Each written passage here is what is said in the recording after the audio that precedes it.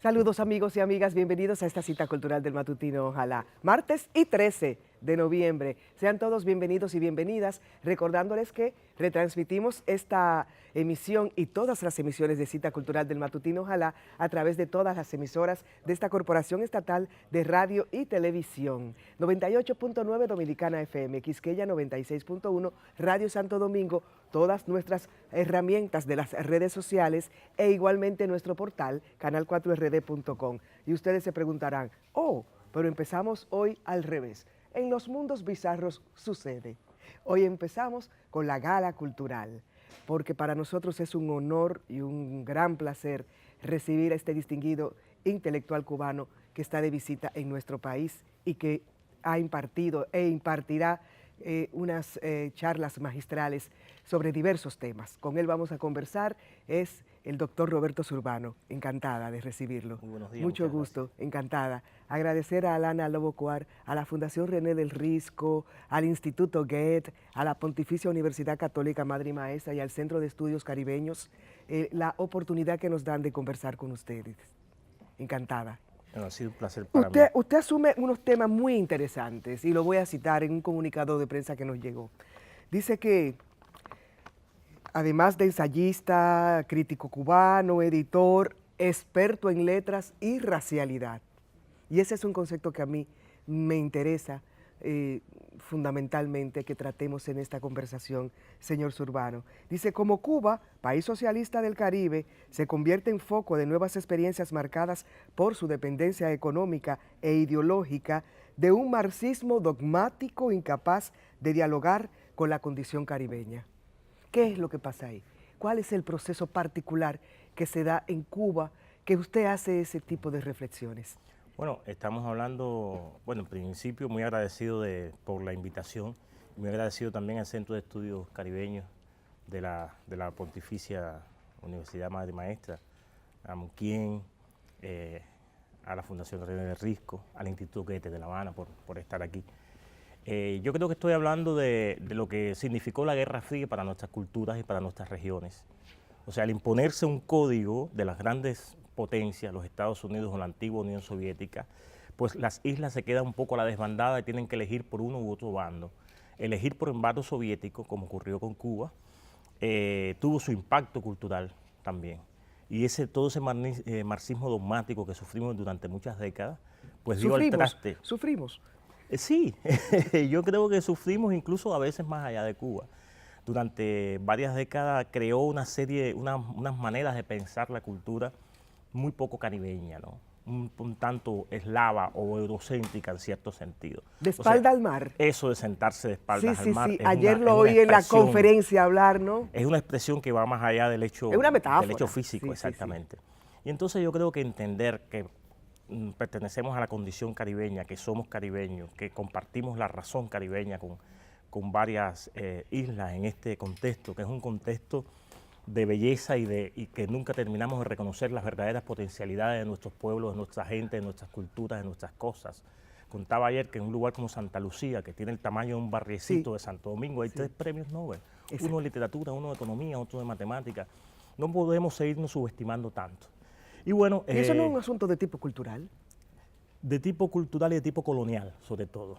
Forma parte de la, ¿y de las influencias de los imperios? Descolonización que hay que hacer. Sí, la influencia del imperio. Los imperios están ahí todo el tiempo en nuestras cabezas, ¿no? Y a veces en nuestros cuerpos también. Y sobre todo en la cultura. En la cultura. Yo creo que hay que hablar de eso desenfadadamente para entendernos y para consensar una historia, sobre todo para consensar el futuro, que no sea lo que hemos vivido ya, sino que sea algo mucho mejor, mucho más próspero, mucho más feliz, que sea mucho más disfrutable en este sentido. Y la cultura sirve para eso. Si la cultura no sirve para eso, pues es como un adorno que tú pones ahí y puedes quitar y no pasa nada, ¿no? Y entonces entendernos entre nosotros mismos, por ejemplo, yo acabo de descubrir en los últimos meses la narrativa de René del Risco, un narrador impresionante. Impresionante. Me ha parecido realmente, ¿no? Sí, lo es. Y no sé por qué no están las lecturas clásicas de la literatura latinoamericana que se hace del cuento, ¿no? Que serviría todas sus piezas para hacer talleres, para entender determinadas dinámicas del discurso narrativo. Es algo impresionante.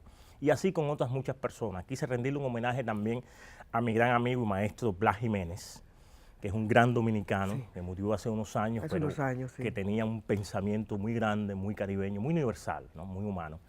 Y hablar de estas cosas habla del diálogo entre nuestros países, que es un diálogo viejo, que viene de muchos años. Yo creo que este es un país donde se reconoce a los cubanos para bien, donde se es generoso con los cubanos y donde se reconoce mucho los talentos cubanos igualmente, ¿no? Y no siempre somos suficientemente recíprocos con, Sí. este tipo Cuando de... usted asume Calibán versus los rusos en el Caribe, transcribiendo las fronteras literarias de la Guerra Fría. Esa fue su conferencia Mi magistral, conferencia. Que tuve la oportunidad de disfrutar ayer. Y se lo agradezco mucho porque en no la es usual Universidad que Católica vayan Madrid. los periodistas a las cosas que Interesado trabajan. en estos temas, ¿no? Sí, sí, sí. Muchísimas gracias. Cuando se asume este tema, Calibán, usted está rescatando un personaje de una de las obras de Shakespeare, exactamente. de La Tempestad, que ha sido muy... ¿Cuál es la relación Bueno. no entre Calibán y los rusos, la Guerra Fría? ¿Cuál es el puente? Bueno, yo creo que Calibán es la metáfora que me sirve para entender qué es el Caribe, porque Calibán, que es un anagrama de caníbal, lo tomó Shakespeare, pero después lo retomaron intelectuales como George Lamin de Barbados, o como M. Ceser de Martinica, o como Camao Fragua, y después Roberto Fernández Retamar. Entonces se ha convertido en un personaje para expresar la irreverencia, para expresar la subversión, el cimarronaje, para expresar lo que somos en el Caribe, ¿no?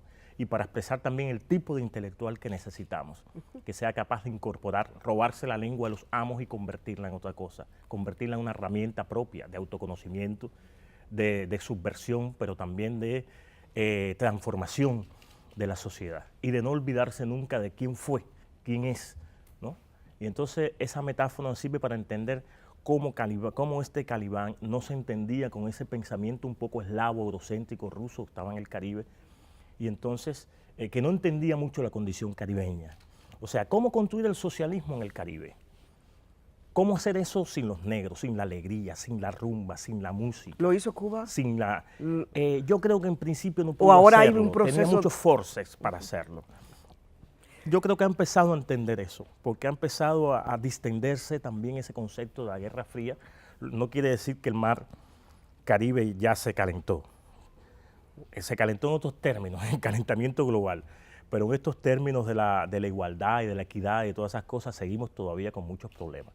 Pero creo que nos entendemos mejor como caribeños en las últimas décadas y no cuando terminamos el siglo XX, que también es el momento en que se cae el muro de Berlín, ¿no? Así es. Y yo creo que eso, entendernos entre nosotros mismos, reunirnos en una figura, un concepto metáfora como Calibán, y reconocernos como eso, ¿no?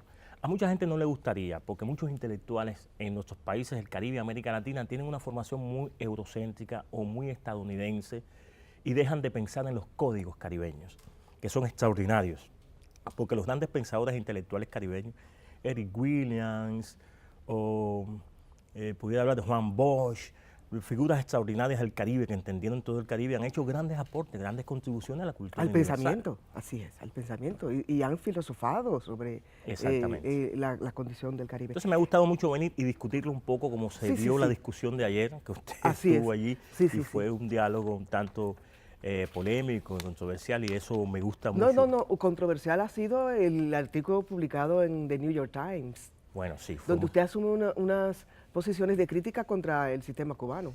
Bueno, yo estoy hablando del tema racial. Del racismo en Cuba. El racismo en Cuba que está en agenda. Porque pero también está en los Estados Unidos. Aún y cuando tuvieron a Obama, un presidente negro, ¿no? Está en todas partes. El racismo es algo universal, que transversaliza todas las culturas, todas las religiones, todos los sistemas políticos, etc. Y en Cuba se da una cosa que llamamos el neorracismo, que es un racismo en un contexto socialista. No es el racismo la brutalidad policial de Estados Unidos, no es el racismo que mata jóvenes todos los fines de semana en Brasil. Estoy hablando de formas sutiles, de formas peculiares, pero no deja de ser racismo. Y entonces hablábamos en ciclos muy pequeños sobre esas cosas. Yo dije, bueno, si lo publico en New York Times, se van a enterar más de las 40 personas que siempre estamos hablando de eso en Cuba. Y efectivamente en New York Times se lee mucho. Los editores se tomaron la atribución de cambiar el título que yo les propuse. Yo propuse, para los negros en Cuba la revolución no ha terminado. Y ellos pusieron, para los negros en Cuba la revolución no ha empezado. Que es un acto de injusticia, no conmigo, sino con la cantidad de personas que han sido formadas en Y la además revolución. hay un discurso divisionista ahí, ¿no? Bueno, siempre se acusa de divisionista hablar de los No, temas de raciales. división racial, quiero decir. Pero yo creo que... Si hay una guerra de negros en Cuba es porque hay una guerra de blancos también. Exactamente. Y Yo que creo cada cual tiene una batalla diferente. esa guerra no existe como tal. Existió en 1912 cuando fueron masacrados 3.000 negros y algo que no se estudia todavía en las escuelas nuestras, ¿no? De lo que no se habla, de la guerrita de agosto, de la masacre del Partido Independiente de Color. Pero hoy lo que hay es un gran debate social por entender que eso es un problema de la nación, no de los negros. Es un problema de la sociedad, ¿no? Y es un problema de nuestras culturas, entender, claro, son culturas y somos países que venimos de la esclavización, venimos del colonialismo. Hay que entender que hay una desventaja histórica, que hay una situación que ha sido vulnerable durante mucho tiempo y la Revolución Cubana entregó mucha igualdad a muchísimos negros, como a otros sectores de la población cubana, los campesinos, las mujeres, etc. Pero falta la equidad, que es otra cosa, ¿no? Falta la equidad. Y se ha construido, digamos, una política exterior muy importante de ayuda a África, miles de estudiantes africanos estudiando en Cuba, las tropas militares en Cuba, todo eso que está bien. Pero al interior del país también tiene que haber un debate sobre estas cosas y tiene que haber no una representación simple en determinados lugares, sino un trabajo sobre la conciencia racial y social, un trabajo sobre la enseñanza de la historia de África en las escuelas, un trabajo sobre las poblaciones vulnerables que en su mayoría son negras. Y esto no es casual. Esto forma parte de lo histórico, pero también forma parte de lo contextual. Hay que construir políticas públicas que en ese sentido hablen de lo que estamos haciendo. Hemos hecho muchas cosas buenas, ¿por qué no vamos a hacer otra más? O la revolución es antirracista o deja de ser revolución. O la revolución es antihomofóbica, la revolución es ambientalista, la revolución es feminista o deja de ser revolución. Esas son las bases. Y cuando hablamos del concepto racialidad, desde la intelectualidad contemporánea, ¿cómo asumirlo si desde ha habido una lucha histórica humana también y generosa desde Nelson Mandela, ¿no? Digamos, y su actitud ante la vida? Y cómo luego asume el poder en una Sudáfrica dividida por problemas raciales y una gran herida muy profunda, ¿no? El daño... ¿Cómo rescatar a Mandela, que lo hizo Fidel? Lo rescata.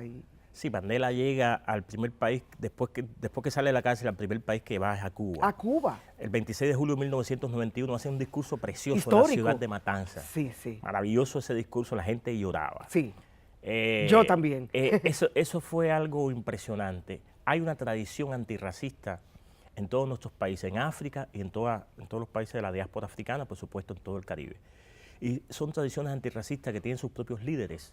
En Sudáfrica hay mucho más de un líder, no solamente está Mandela, pero Mandela es la figura internacional más importante. Lo que ha pasado es que la herida económica también marca todavía la Sudáfrica, que siguen viviendo esas personas en los mismos lugares que vivían hace 30 años, cuando el apartheid. Es decir, hoy no existe un apartheid político y legal como antes, pero lo económico sigue existiendo.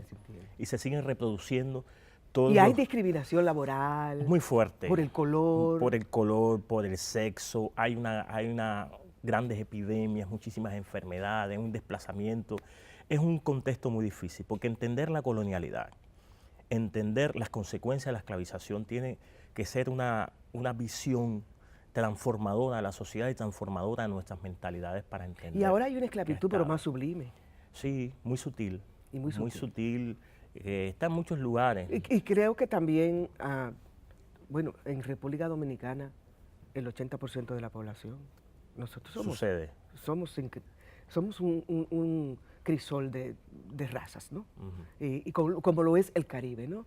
De multiculturalidad y de multilingual. Es decir, es un Caribe que se manifiesta en diferentes maneras. Y un Caribe diverso y diferente. Y diferente. A veces pero también ese mar ha sido una carretera también de dominación de los imperios.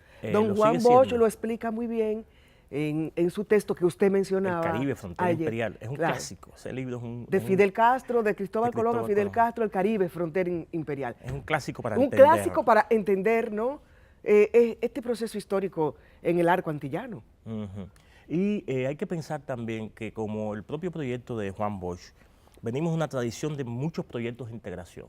Cuando no conocemos historia, pensamos que estamos inventando el agua tibia, como se dice, pero están los proyectos de Hostos, de Betances, de Martí, los proyectos de Eric Williams, una cantidad de proyectos de integración que se han sucedido en el Caribe, que las personas que llegan, sobre todo los grandes decisores y los políticos, no los tienen en cuenta, sino quieren inventar algo nuevo sin tener en cuenta los esfuerzos anteriores. Y sería muy bueno releer a Juan Bosch, releer a Betances, a Hostos, etcétera, darnos cuenta de lo que funcionó entonces y de lo que no funcionó, porque también hay algunos proyectos de esto con algunos errores, y contextualizarlos en el tiempo, en el espacio. Entonces, entender esa tradición nuestra antirracista con grandes figuras e incorporar luego figuras universales como Mandela, como Malcolm X, como Díaz do Nascimento en Brasil, etc. Es muy importante porque nos da un background y enriquece nuestra potencialidad, nuestra manera de ver el mundo y resolver nuestros problemas. Usted ha publicado, dirigió el Fondo Editorial de Casa de las Américas, Sí, tengo una nota aquí. Durante Ahí insertó la problemática racializante en el programa de esa institución, hasta que fue destituido por publicar un artículo sobre racismo, el que estábamos comentando en Cuba, en el New York Times en el año 2013. Pero fue un momento en el y Fondo generó Editorial. un gran debate, pero qué importante, porque Sí. generó un gran debate. Generó un gran y debate podíamos dentro y fuera de compartir Cuba. criterios. Sí, porque, mira, Pero Cuba lo asume. Cuba Desde el asumió, Estado el debate. Sí, con ciertas reservas, pero lo está asumiendo. En la última década hay que decir eso, que sí lo está asumiendo en documentos muy importantes, etcétera. Y lo importante es pasar de la retórica, pasar del discurso a las acciones, a las políticas públicas. Ese es el reto de los últimos años. Y el debate fue muy importante. En lo personal fue tanto desagradable para mí, pero en lo social no. Porque eso significó que se generó un debate tan grande y mucha gente se puso del lado del racismo y otros se pusieron del lado del antirracismo. Eso fue muy importante porque es significativo ver como todavía hay mucha resistencia y entonces la gente de momento se expresó tal cual era. Eso hubiera sucedido en algún momento, quizás dentro de 10 años, pero el artículo aceleró todo ese proceso y yo me di cuenta de una cantidad de personas que yo tenía una idea equivocada de ellos. Y son personas que sacaron sus tendencias ideológicas, políticas, religiosas, para expresar lo que estaban pensando. Y me parece que eso fue muy bueno. Y enriquecedor. Claro. Muy enriquecedor. Finalmente, yo estoy agradecido que eso hubiera ocurrido. ¿Cómo se expresa en la letra y en la música? Porque usted también ha investigado sobre músicas alternativas. Y en ese ejercicio intelectual ha estudiado las variantes musicales que se dan y también las conversaciones y diálogos que se dan entre los distintos ritmos, géneros musicales, que tienen sus propios colores en este Caribe. Sí, en los últimos años he estado explicando el hip hop en Cuba, cómo se expresa. Porque la gente dice, el hip hop nació en los Estados Unidos, siempre le digo no. Los orígenes de todo ese hip hop nació aquí en el Caribe y la industria norteamericana la convirtió en un género y en una mercancía. Pero tiene las raíces de todo el Caribe, o el Gran Caribe, porque también tiene de Panamá, de Colombia, etc. Entonces, explicar esos fenómenos y cómo el movimiento hip hop en Cuba, a principios de los años 90, se convirtió en la vanguardia crítica, en la vanguardia del antirracismo, porque esos muchachos empezaron a decir en voz alta lo que estaba ocurriendo en los barrios, empezaron a cantar canciones sobre su identidad, sobre su pelo, sobre su condición sobre su distinción afrocéntrica, sobre sus religiosidades, sobre su derecho a insertarse, sus derechos como todos los demás. Fue muy bueno todo ese discurso muy crítico y Harry Belafonte, de visita en Cuba, lo entendió, se reunió con ellos en una tarde con nosotros en un medio de un festival de cine y esa noche cenaba con Fidel Castro y le explicaba a Fidel sobre el hip hop y Fidel le dijo, ¿qué cosa es rap? Y él terminó mandando a buscar un antropólogo, un ministro de Cultura, que no sabían eso y estuvo toda la madrugada hasta las 6 de la mañana explicando qué cosa es hip hop. Y esa conversación, esa cena tuvo sus consecuencias. Después se crea una agencia cubana de hip hop, después se empiezan a profesionalizar algunos de esos músicos. La industria cubana del disco comienza también a asumir grabaciones, ¿no? Sí, pero es muy endeble esa industria. Y después terminaron de alguna manera atándole los brazos a ese movimiento, que ya no existe como movimiento. Existe como, digamos, 2 o 3 grupos sueltos allí, pero como movimiento no existe. Pero en las músicas digamos que negras, de resistencia. En las músicas negras queda mucha resistencia, grupos como Obsesión, que están haciendo cosas importantes, Jimmy con clase, una serie de muchachos que están haciendo una labor importante porque no solo hacen la música, sino defienden el trabajo en la comunidad y tienen una conciencia para trabajar con los niños en las escuelas y han hecho giras por las cárceles en Cuba. Mucho antes de las giras que hizo Silvio Rodríguez, etcétera, estaban los raperos haciendo las giras por las cárceles. No se publicitó mucho, pero ellos lo hicieron primero. y fue muy importante, ¿no? Y yo creo que ha sido una manera de entender que existe un problema y que la cultura ha llevado ese problema a un nivel de sublimación y de objetivación que no habíamos visto antes, y gente muy joven, con otro discurso nuevo, con otro discurso liberador, emancipador, diferente al de los 60 y al de los 80. Ahora, en la tradición de las letras cubanas ha habido una trinchera En la literatura en la sí. defensa Sí. de la negritud y Exactamente. en la defensa de lo caribeño. En la obra de Nicolás Guillén. de Alejo Por- Carpentier, Lidia Cabrera. Torres en Puerto Rico. Exactamente. Yo creo que ese movimiento que se llamó el negrismo En la poesía, aquí en Manuel la del Cabral, poesía, por ejemplo. Manuel del Cabral, que es la figura, digamos, más importante que se reconoce en Latinoamérica, la figura dominicana más importante. Que se Es decir, reconocida ha habido una intelectualidad en Latinoamérica. comprometida realmente. En el negrismo, en ese momento, estaba coincidiendo con la negritud en la lengua francesa, estaba coincidiendo con el renacimiento de Harlem en Estados Unidos, con el regionalismo en Haití. Todo son un momento de la diáspora importante, con los movimientos del garbellismo, por ejemplo. Y hay otro segundo momento que es en los 60, el panafricanismo, el Civil Rights Movement, la descolonización de nuestros pueblos. Y hoy sigue en términos, digamos, de la música, en términos de lo que sucede en el jazz, lo que sucede en la pintura, lo que sucede en la literatura también, con figuras como Mayra Santos Febres en Puerto Rico, con figuras muy importantes. Bueno, yo me he leído los textos de Silvio Torres Sayán también, de Por Blas ejemplo, Jiménez, exactamente. lo que se hace en Cuba hoy, que tiene una dimensión más sociológica, más crítica y más propositiva también. Porque también ese negro caribeño que emigró a los Estados Unidos compartía las mismas penas y dolores que los negros norteamericanos. Y aprendió a reconocerse allí como no se reconocía en sus propios países a veces, porque tenía la piel un poco más clara. Más clara. Y se pensaba diferente en sus Sí, países, pero allí sí, le sí, sí. recordaron dónde está tu abuela. ¿Dónde está tu abuela? ¿Y tu abuela dónde está? Exactamente. Mire, doctor Zurbano, ha sido un gran honor haberlo recibido. Un placer para mí. Yo no quisiera terminar esta conversación. Hay tantos conceptos que pudiéramos conversar, pero tendremos oportunidad en otra ocasión. Bueno, Quiero muchísimas agradecer gracias. a Lana Locuar, gran amiga, crítica de arte, una artista que nos ha dado la posibilidad de poder conversar con usted. Bueno, entonces en los esta espero a los que cita puedan cultural. en El el jueves nos seminario vemos. el jueves El a las 3 de la tarde. 3 de la tarde en la Pontificia en la Universidad Pontificia. Católica, del lado de la Avenida Sarasota. El Es Centro la de entrada. Estudios Sí, Caribeños. Centro de Estudios Caribeños. Muchas gracias a Mutín Jueves a también. las 3 y es abierto a todo el público, Zurbano. Sí, sí. Así es. Pues gracias, doctor Zurbano. Gracias a usted. Hoy es martes 13 de noviembre. Tenemos informaciones también en este contenido de Cita Cultural. Muchas gracias.